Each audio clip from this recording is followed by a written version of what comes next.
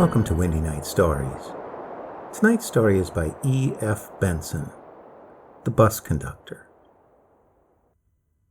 My friend Hugh Granger and I had just returned from a 2 days visit in the country, where we had been staying in a house of sinister repute, which was supposed to be haunted by ghosts of a particularly fearsome and truculent sort.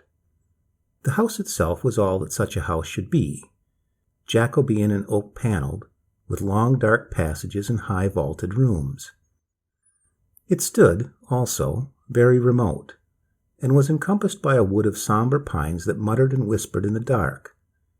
And all the time that we were there, a southwesterly gale with torrents of scolding rain had prevailed, so that by day and night weird voices moaned and fluted in the chimneys. A company of uneasy spirits held colloquy among the trees, and sudden tattoos and tappings beckoned from the window panes. But in spite of these surroundings, which were sufficient in themselves, one would almost say, to spontaneously generate occult phenomena, nothing of any description had occurred.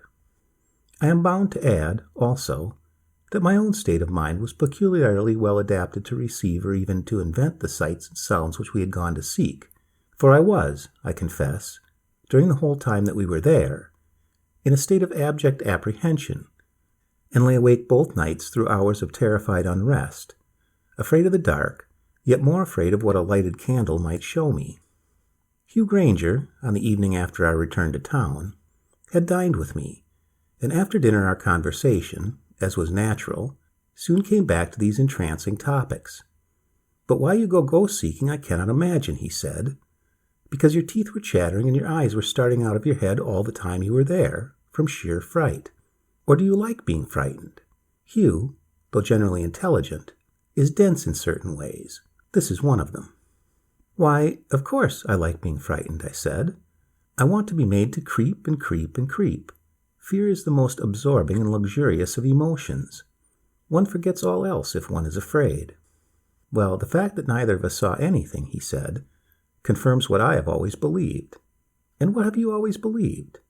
"That these phenomena are purely objective, not subjective, and that one's state of mind has nothing to do with the perception that perceives them, nor have any circumstances or surroundings anything to do with them either. Look at Osburton. It has had the reputation of being a haunted house for years, and it certainly has all the accessories of one. Look at yourself, too, with all your nerves on edge, afraid to look around or light a candle for fear of seeing something. Surely there was the right man in the right place then, if ghosts are subjective." He got up and lit a cigarette, and looking at him, he was about 6 feet high, and as broad as he is long, I felt a retort on my lips, for I could not help my mind going back to a certain period in his life when, from some causes which, as far as I knew, he had never told anybody, he had become a mere quivering mass of disordered nerves. Oddly enough, at the same moment and for the first time, he began to speak of it himself. "You may reply that it was not worth my while to go either," he said, "because I was so clearly the wrong man in the wrong place. But I wasn't. You, for all your apprehensions and expectancy, have never seen a ghost. But I have, though I am the last person in the world you would have thought likely to do so, and, though my nerves are steady enough now, it knocked me all to bits." He sat down again in his chair. "No doubt you remember my going to bits," he said, "and since I believe that I am sound again now, I would rather like to tell you about it. But before I couldn't speak of it at all to anybody. Yet there ought to have been nothing frightening about it. What I saw was certainly a most useful and friendly ghost. But it came from the shaded side of things. It looked suddenly out of the night and the mystery with which life is surrounded. I want first to tell you quite shortly my theory about ghost-seeing," he continued, "and I can explain it best by a simile, an image. Imagine then that you and I and everybody in the world are like people whose eye is directly opposite a tiny hole in a sheet of cardboard, which is continually shifting and revolving and moving about. Back to back with that sheet of cardboard is another, which also, by laws of its own, is in perpetual but independent motion. In it, too, there is another hole, and when, fortuitously it would seem, these two holes, the one through which we are always looking, and the other in the spiritual plane, come opposite one another, we see through, and only then do the sights and sounds of the spiritual world become visible or audible to us. With most people, these holes never come opposite each other during their life, but at the hour of death they do, and then they remain stationary. That, I fancy, is how we pass over. Now, in some natures, these holes are comparatively large and are constantly coming into opposition. Clairvoyants, mediums are like that. But as far as I knew, I had no clairvoyant or mediumistic powers at all. I therefore am the sort of person who long ago made up his mind that he never would see a ghost. It was, so to speak, an incalculable chance that my minute spy hole should come into opposition with the other. But it did, and it knocked me out of time. I had heard some such theory before, and though Hugh put it rather picturesquely, there was nothing in the least convincing or practical about it. It might be so, or again it might not. "I hope your ghost is more original than your theory," said I, in order to bring him back to the point. "Yes, I think it was. You shall judge." I put on more coal and poked up the fire.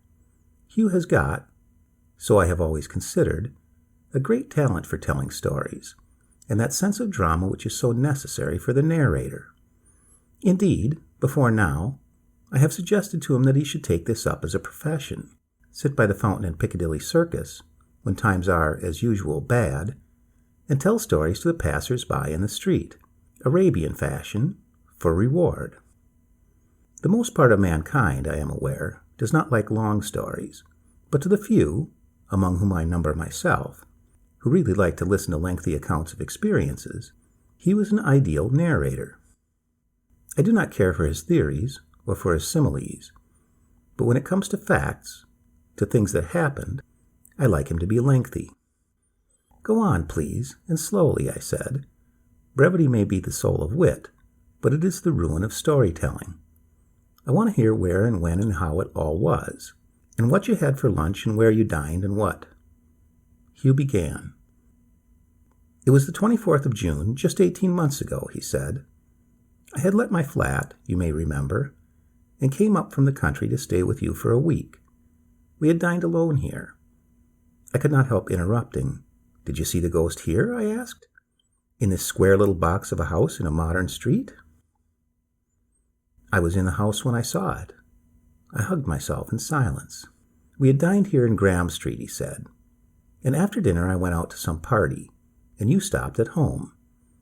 At dinner your man did not wait, and when I asked where he was, you told me he was ill, and, I thought, changed the subject rather abruptly. You gave me your latchkey when I went out, and on coming back, I found that you had gone to bed. There were, however, several letters for me which required answers.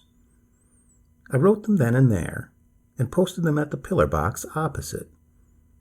I suppose it was rather late when I went upstairs. You had put me in the front room, on the 3rd floor, overlooking the street, a room which I thought you generally occupied yourself.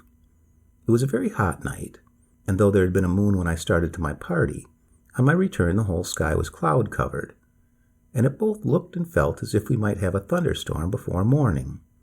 I was feeling very sleepy and heavy, and it was not till after I had got into bed that I noticed by the shadows of the window frames on the blind that only one of the windows was open. But it did not seem worthwhile to get out of bed in order to open it, though I felt rather airless and uncomfortable, and I went to sleep. What time it was when I awoke I do not know, but it was certainly not yet dawn, and I never remembered being conscious of such an extraordinary stillness as prevailed. There was no sound either of foot passengers or wheeled traffic. The music of life appeared to be absolutely mute. But now, instead of being sleepy and heavy, I felt, though I must have slept an hour or two at most, since it was not yet dawn, perfectly fresh and wide awake. And the effort which had seemed not worth making before, that of getting out of bed and opening the other window, was quite easy now, and I pulled up the blind, threw it open, and leaned out, for somehow I parched and pined for air. Even outside the oppression was very noticeable, and though, as you know, I am not easily given to feel the mental effects of climate, I was aware of an awful creepiness coming over me. I tried to analyze it away, but without success. The past day had been pleasant. I looked forward to another pleasant day tomorrow, and yet I was full of some nameless apprehension. I felt, too, dreadfully lonely in this stillness before the dawn. Then I heard suddenly and not too far away the sound of some approaching vehicle. I could distinguish the tread of 2 horses walking at a slow foot's pace. They were, though not yet visible, coming up the street. And yet this indication of life did not abate that dreadful sense of loneliness which I have spoken of. Also, in some dim, unformulated way, that which was coming to me seemed to have something to do with the cause of my oppression. Then the vehicle came into sight. At first I could not distinguish what it was. Then I saw that the horses were black and had long tails, and that what they dragged was made of glass, but had a black frame. It was a hearse, empty. It was moving up this side of the street. It stopped at your door. Then the obvious solution struck me. You had said at dinner that your man was ill, and you were, I thought, unwilling to speak more about his illness. No doubt, so I imagined now, he was dead, and for some reason, perhaps because you did not want me to know anything about it, you were having the body removed at night. This, I must tell you, passed through my mind quite instantaneously, and it did not occur to me how unlikely it really was before the next thing happened. I was still leaning out of the window, and I remember also wondering, yet only momentarily, how odd it was that I saw things, or rather the one thing I was looking at, so very distinctly. Of course, there was a moon behind the clouds, but it was curious how every detail of the hearse and the horses was visible. There was only one man, the driver, with it, and the street was otherwise absolutely empty. It was at him that I was looking now. I could see every detail of his clothes, but from where I was, so high above him, I could not see his face. He had on gray trousers, brown boots, a black coat buttoned all the way up, and a straw hat. Over his shoulder there was a strap, which seemed to support some sort of little bag. He looked exactly like, well, from my description, what did he look exactly like? Why, a bus conductor, I said instantly. So I thought, and even while I was thinking this, he looked up at me. He had a rather long, thin face, and on his left cheek there was a mole with a growth of dark hair on it. All of this was as distinct as if it had been noonday, and as if I was within a yard of him. But, so instantaneous was all that takes so long in the telling, I did not have time to think it strange that the driver of a hearse should be so unfunerarily dressed. Then he touched his hat to me and jerked his thumb over his shoulder. "Just room for one inside, sir," he said. There was something so odious, so coarse, so unfeeling about this that I instantly drew my head in, pulled the blind down again, and then, for what reason I do not know, turned on the electric light in order to see what time it was. The hands of my watch pointed to 11:30. It was then for the first time, I think, that a doubt crossed my mind as to the nature of what I had just seen. But I put out the light again, got into bed, and began to think. We had dined. I had gone to a party. I had come back and written letters, had gone to bed and had slept. So how could it be 11:30? Or what 11:30 was it? Then another easy solution struck me. My watch must have stopped, but it did not. I could hear it ticking.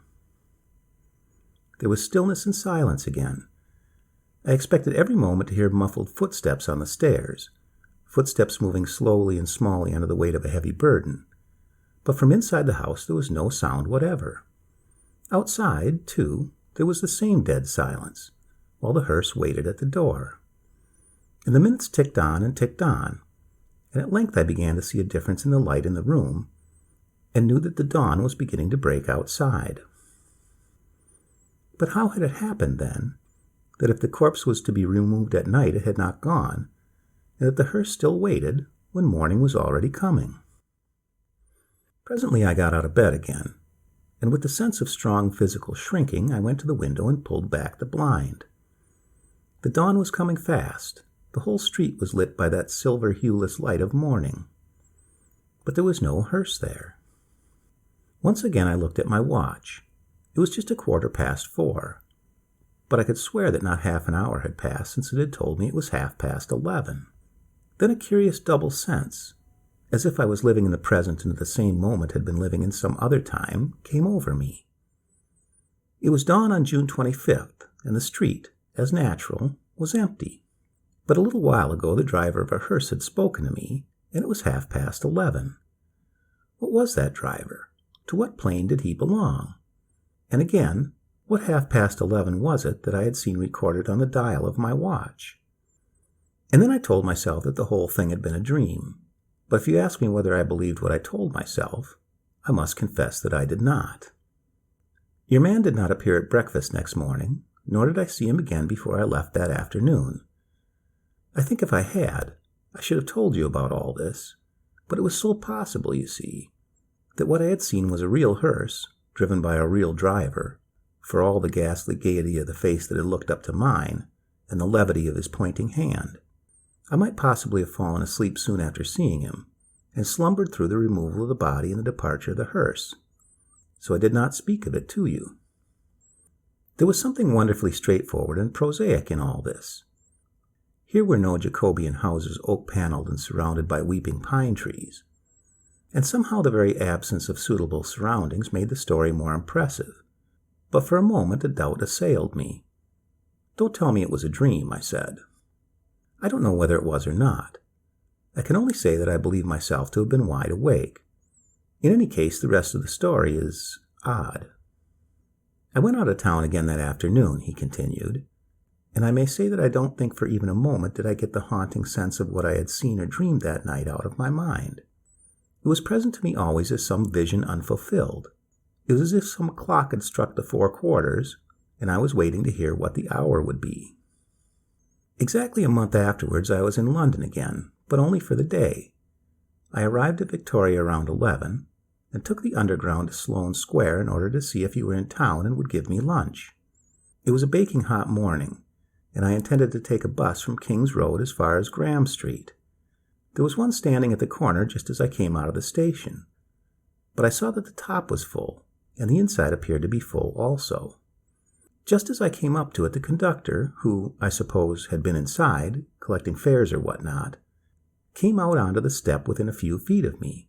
He wore gray trousers, brown boots, a black coat buttoned, a straw hat, and over his shoulder was a strap on which hung his little machine for punching tickets.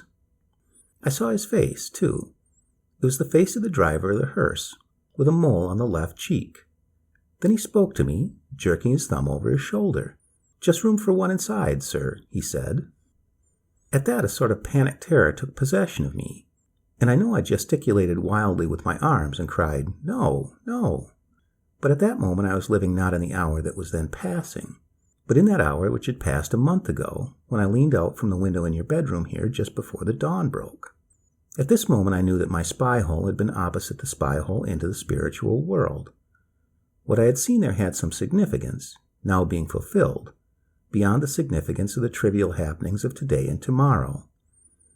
The powers of which we know so little were visibly working before me, and I stood there on the pavement shaking and trembling.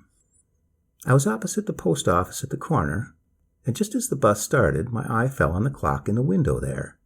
I need not tell you what time it was.